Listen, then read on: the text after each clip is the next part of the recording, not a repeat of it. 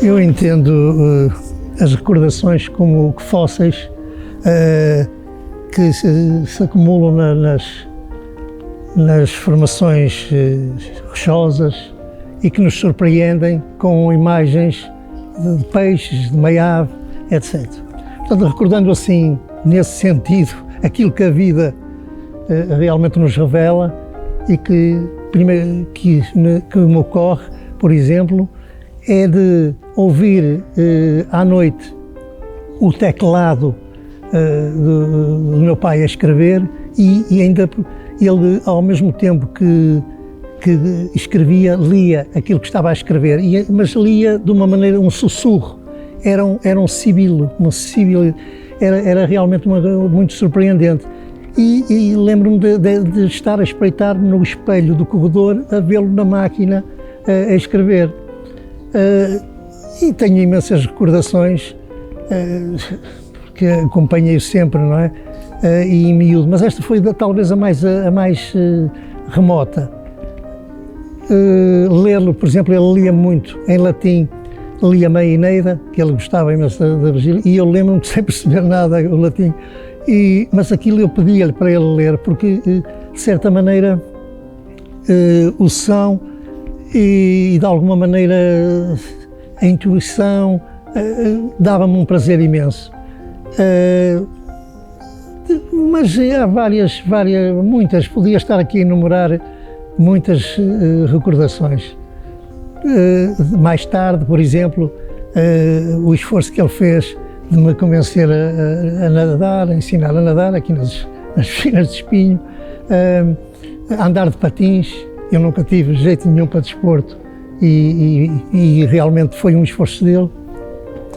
E, portanto, podia estar aqui a enumerar a entrevista toda com recordações pequenas, mas as mais significativas são estas que agora me ocorrem, são precisamente essas. A de o fixo, de o adivinhar, a dizer o que é que estará a fazer, ainda não tinha consciência do processo de escrita dele e, ao mesmo tempo, ter aquela conjugação de o que é que ele sussurrava, o que seria aquilo que era acompanhado pelo teclado. Não?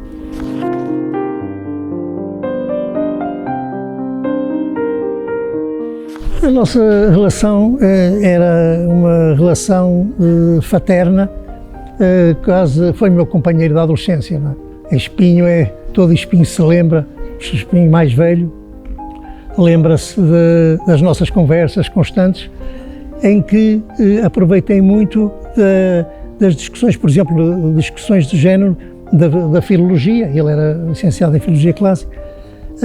Por exemplo, porque é que seria anquilose e não ancilose? Questões, por exemplo, literárias, como ele, de certa maneira, opunha só ao barroco, porque identificava com o gongórico, não é?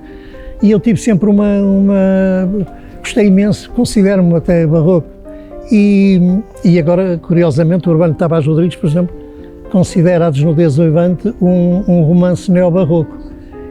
Mas a discussão que ele alude nas entrevistas, né, que estão nesse livro de entrevistas do Ernesto Rodrigues, do professor Ernesto Rodrigues, ele realmente, sobre o barroco, o que ele condenava era precisamente o que era, digamos assim, uma retórica fútil. Ele lia-me muito, recitava-me muitos sonetos, Camões, mas sobretudo, e até barrocos, aquela do colchão que sai dentro do toucado, não é? E tal, portanto, foi uma relação em que para mim foi uma aprendizagem. Muitas vezes estou convencido, diz assim, não era uma relação de pai para filho, era quase uma relação de um aluno para um professor, para alguém que queria e que sabia ouvir, não é? Que sabia, sobretudo, tinha uma noção da pedagógica que era, o professor não ensinava, o professor, de certa maneira, respondia às inquietações do aluno.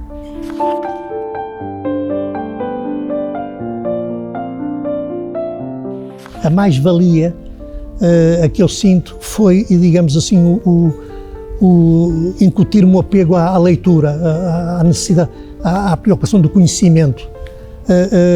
E isso, de certa maneira, preparou-me para abraçar, não sei, também estou aqui na qualidade de José Emílio Nelson, não é? Está-me agora a referir, preparou-me de certa maneira para encarar a literatura como uma coisa séria, porque ele tinha sempre a preocupação, quando me descobriu, anos mais tarde, que eu fazia sempre no fim do ano o balanço do que tinha escrito antes, e quando ele se apercebeu que eu tinha escrito, ele disse: sabes a responsabilidade que tens, há imensa gente que escreve, isto é uma coisa séria, vê lá se realmente estás a encarar isto com seriedade, e portanto foi sempre uma pessoa que eu recorri o mínimo possível, porque havia um certo pudor, não é?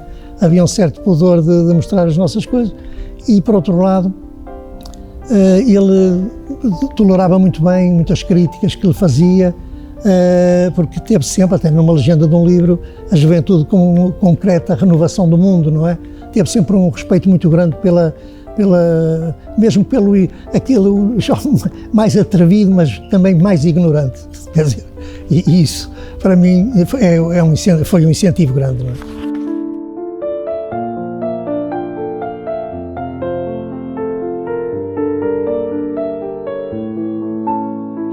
A casa de campo, uma sede de câmara, o meu pai exercia ali uma função, era quase sei lá, não sei se chamar lavrador, jardineiro, com habilidades extraordinárias. Por exemplo, ele era capaz de enxertar uma árvore num dos ramos, dar maçãs, noutro peras. Quer dizer, ele fazia enxertos extraordinários. Como esteve na tropa, aprendeu também a fazer muros. Ele construía muros lá na quinta, sem argamassa, que seguiam como extraordinários. Portanto, a natureza e, por exemplo, o que eu acho que mais aproveitou da natureza foi o som. Ele refere-se ao som do sol que eu ouvia quando acordava, no campo, e também a maneira como ele transportava para a escrita o som do mar e o som dessa montanha que estava, de certa maneira, aplainada no mar, como ele havia, não é? E, portanto, a natureza nele era uma naturalidade. Aliás, ele tem uma frase em que diz que é preciso recuperar a terra. De certa maneira, num sentido ecológico moderno. É preciso recuperar, é preciso desfrutar a terra com outra autenticidade, com outro empenhamento, com outra defesa da terra. Ele teve a noção disso porque, sendo um homem que veio do interior, é evidente que apercebeu-se no litoral, e ele esteve a viver aqui a maior parte da sua vida, mas apercebeu-se realmente de que havia um perigo com o cimento ocupar o espaço que também é necessário à vista, não é? E isso para ele é muito importante. Ao comparar, muitas vezes passeamos ali que nós chamamos a esplanada, à beira-mar, comparando a montanha com o mar, e nunca cheguei-me a perceber o que é que ele realmente valorizava mais. Muitas vezes chamava à montanha, dizia que de certa maneira também tinha muito de mar, no seu distanciamento, na sua profundidade de sombras, etc. Mas muitas vezes dizia que o mar era realmente uma montanha que se estava a fazer e que era inesperada, que era mais viva, que era mais dinâmica. Ele valorizava muito essa espécie do dinamismo e não da estagnação, não é?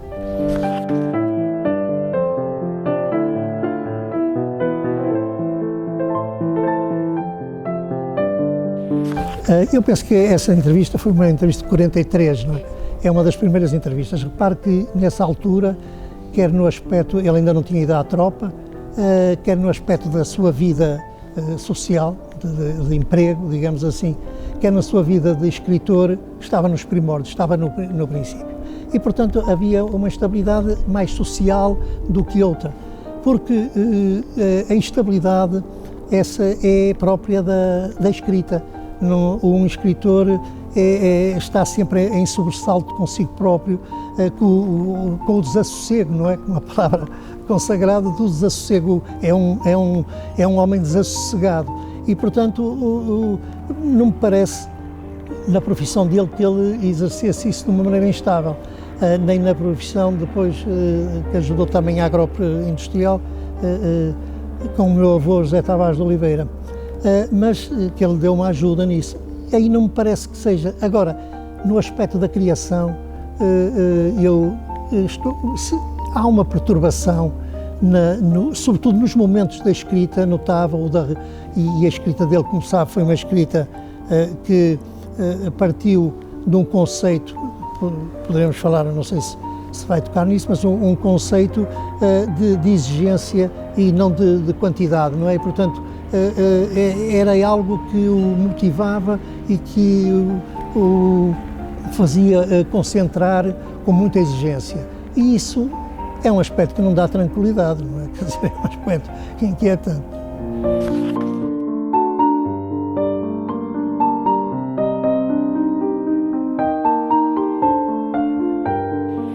Os romanos traduziram a palavra ética grega por moral, por mores morale.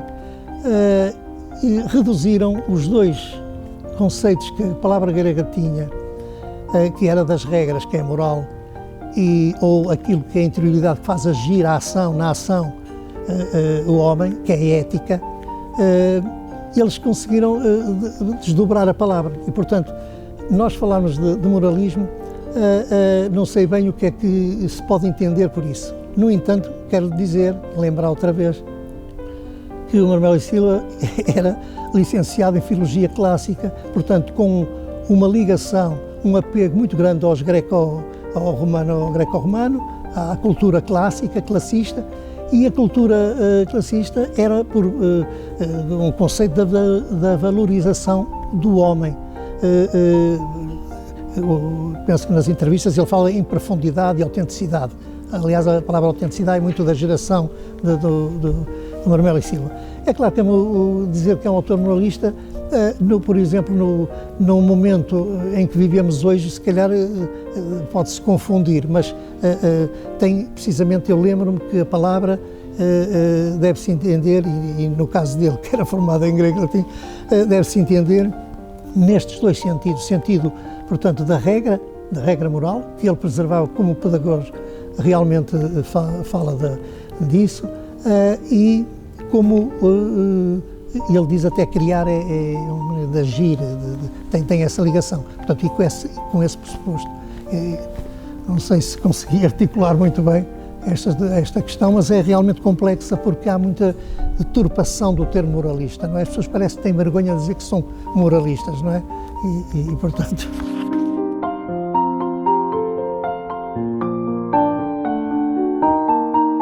Não digo que a palavra revolucionário, que também é uma palavra que está gasta e que teríamos que explicar aqui muita coisa. Talvez a literatura adotou mais a transgressão, como os franceses, etc. Eu penso que temos que reparar nisto. Em 1937, isso foi assinalado pelo professor Arnaldo Saraiva, naquele grande estudo que fez a Associação, em 1937 tratar o tema como o lesbianismo, por exemplo, à escala do mundo era quase único, quer dizer, a maneira como ele tratava. E depois tratar da maneira como o José Saramago sublinha, sem cair, digamos assim, no que se pode dizer no brejeiro, portanto, dar uma dignidade daquilo. Aliás, ele entendia aquilo como um balé, não é? Entre o Asaf, o lesbianismo, e o Dom João e tal. Portanto, ao defender já falamos do humanismo, com a valorização social, da justiça social, com a desinibição da sexualidade e, portanto, estes dois pontos, eu poderia falar noutros, mas estes dois pontos são, de certa maneira, inovadores, digamos assim, acrescentam à estagnação, ou digamos, à ignorância, acrescentam o que mais tarde, o que hoje, digamos, se provou que realmente era o futuro, era a evolução. Portanto, e nesse ele foi muito arrojado tratar. Aliás, isso dava pano para, enfim, nós podíamos estar aqui à tarde, porque isso fez uma clivagem um pouco entre o neorrealismo, não é? Em que o Marmelo e Silva sublinhava muito, quer dizer, que era a justiça social, etc., mas eram, e se nós lermos os romances realistas, vemos que aqueles homens não tinham sexo. Quer dizer, havia um programa de modificação do mundo, não é? Da transformação do mundo, mas ignorando uma parte que é fundamental, que é a parte da sexualidade do corpo, não é? Portanto, isso, o Manuel Silva foi o primeiro a trazer, e ele queria se integrar no neorrealismo nisso, para alargar, digamos assim, a visão de um realismo que não fosse confinado a um programa político ou que fosse uma transmissão de um panfleto. Veja que as obras dos neorrealistas, as primeiras obras que concorreram com a Sedução, foram todas, mesmo o Carlos de Oliveira, tiveram que ser, eles refundiram-nas todas, porque tiveram que lhes fazer o problema que podíamos ter falado há um bocado também, quando falou da ética e estética. A ética e a estética estão ligados, até que ponto a ética se impõe à estética e a estética à ética, não é? E penso que em Marmelo e Silva o conteúdo, aliás também como Marcos defende, o conteúdo tem que corporizar a forma. Quer dizer, a forma não pode ser, digamos, vazia, mas o conteúdo tem que estar presente na melhor forma possível. E ele tentava fazer isso ao exemplo dos clássicos, do Virgílio, que ele adorava, não é? E que fez até uma tese de mestrado, fez uma tese antigamente era de licenciatura, fazia-se tese precisamente sobre o Virgílio.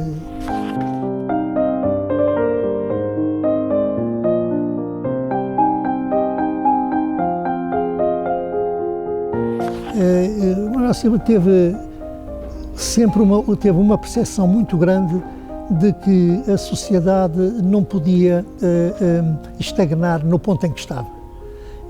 Foram momentos muito duros para toda a gente, mas sobretudo para um homem que veio da aldeia da Serra para Coimbra, em que teve que exercer profissão num colégio de prefeitos, chamavam-se prefeitos, para estudar, para conseguir. Um homem que foi expulso do seminário e que se lhe negaram os certificados de habilitações, em que ele teve que fazer desde a primeira classe, outra vez, porque não lhe deram nada. Portanto, é um homem que acreditava que isto tinha que mudar, não é? E penso que completa aquilo que eu disse anteriormente, não é?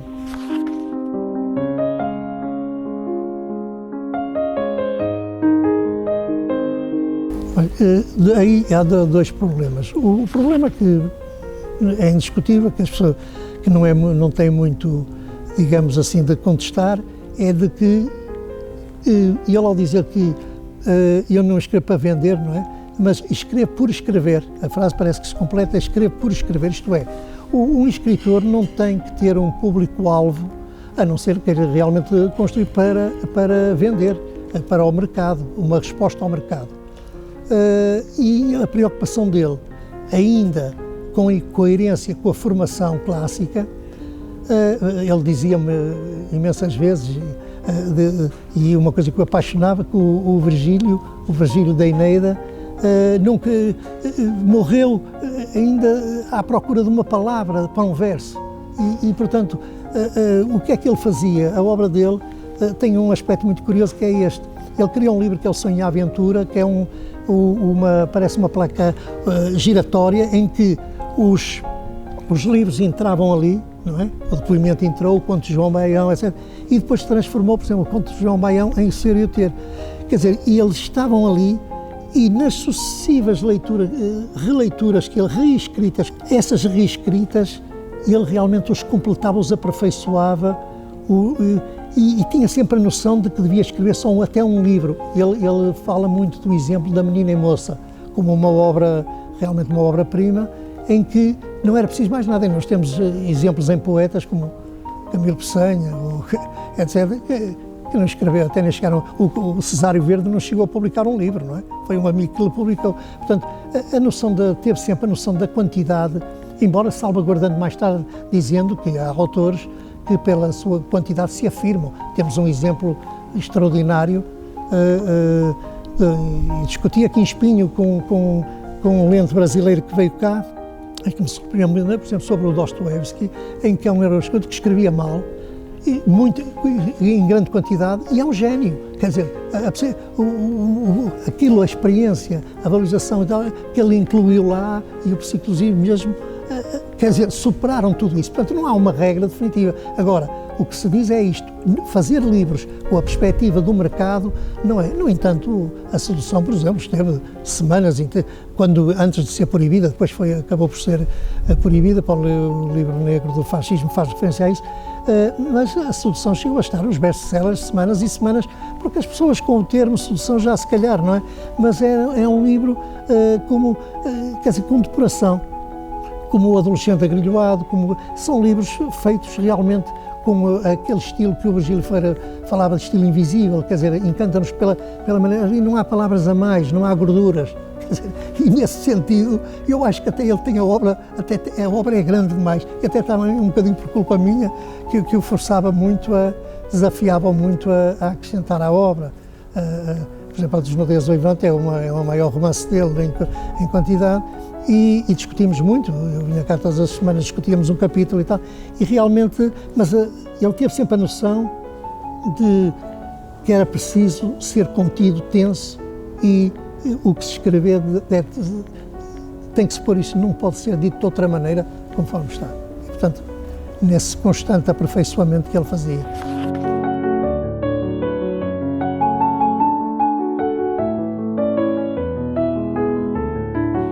Espinho, o meu espinho só existe quando eu fecho os olhos, é que o vejo. Porque espinho tem uma qualidade que é extraordinária e que depois vai-lhe dar a dinâmica cultural que eu vou falar. Na altura em que o Marmelo e Silva escreveu isso, espinho não tinha vida cultural. Hoje, esta dinâmica de apagamento de um espinho velho, porque o espinho não tem centro histórico, desse apagamento, e as fachadas de casas maravilhosas que se perdem, desse apagamento criou também uma dinâmica para fazer o quê? Para fazer festivais, para ter o Cinanimas, etc., e festivais de curtas, etc., para ter a Academia de Música, para ter o FAS, para ter a biblioteca, as suas atividades, para ter neste momento cadernos do Mário Augusto, do Bolsão e do Luís Costa, a fazerem, digamos assim, precisamente o levantamento. Porquê? Porque existe essa nostalgia de um espinho que só existe, como eu disse, quando eu fecho os olhos. Não é por acaso que eu tenho surpreendido nas lojas, e não é assim em todas as terras. Eu vou a lojas em que estão as suas paredes cobertas de fotografias de espinho antigo. Eu pergunto, isso corresponde a esta nostalgia? De certa maneira, nós, os mais velhos, queremos ver, de certa maneira, o espinho antigo.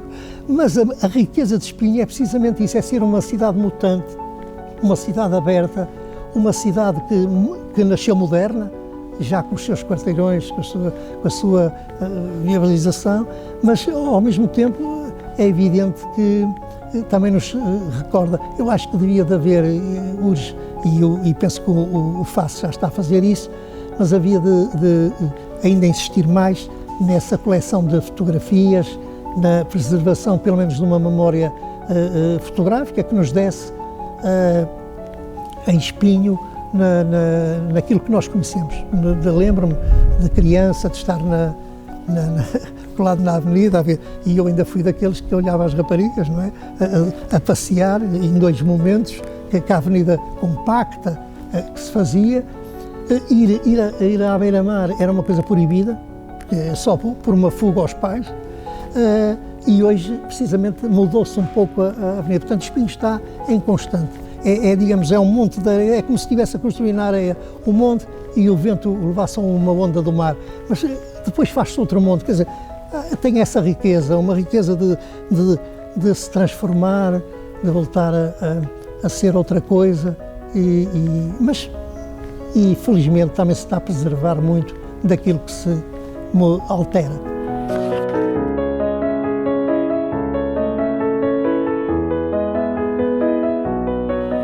Não há ninguém que consiga escrever ou que não deva escrever que não seja a começar pela palavra. A palavra tem em si uma riqueza, qualquer palavra tem em si uma riqueza, efeitos, cria segredos, tem sombras, tem assombros, etc. A pessoa tem que começar a amar palavras como um pintor ama uma cor.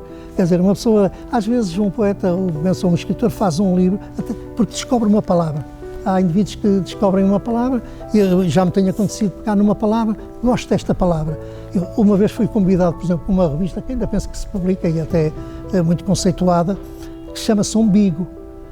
E eles pediram-me colaboração e disseram, mas tem que ter um umbigo no seu poema. Quer dizer, eu tenho um umbigo, mas estar a escrever o poema e consegui fazer um poema e meter um umbigo. Aliás, o Rilke falava do autor se interiorizar. Eu não concordo bem só com isso, mas eu penso que o autor observa, experimenta, mas sobretudo descobre o seu universo através da palavra, da linguagem. Isto é, a poesia é sempre uma aderência, um alcance da linguagem, para além dela, tentando-a, digamos assim, melhorar, tentando trabalhar sobre ela. É uma praxis sobre a linguagem. E, portanto, a linguagem faz com palavras. E são as cores como disse, de quem escreve, não é? E é esse o que eu, se é que se pode chamar conselho, é chamar a atenção às pessoas, observar, experimentar e, sobretudo, reparar que a literatura faz-se com palavras. Palavras, palavras, palavras, e aprender sempre.